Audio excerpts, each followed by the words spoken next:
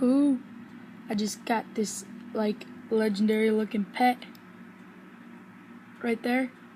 He flies around here, couldn't get him at all. See, there he is again. I couldn't get him from no heights. I tried standing on there, I just glitched right here. And I did it. Yee. This is awesome. It got 2 heads. It's really nice. Where did I get it?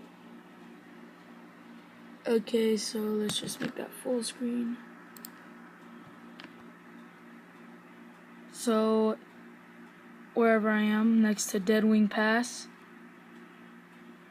in Blastland, and it's pretty cool. Just glitched right there, and I'll probably have videos on how I got the core pet. Well, there's millions of videos, but there's one really rare one that I have not gotten yet, and I really want to get it. So thank you for watching my video. Like, subscribe, you know the deal.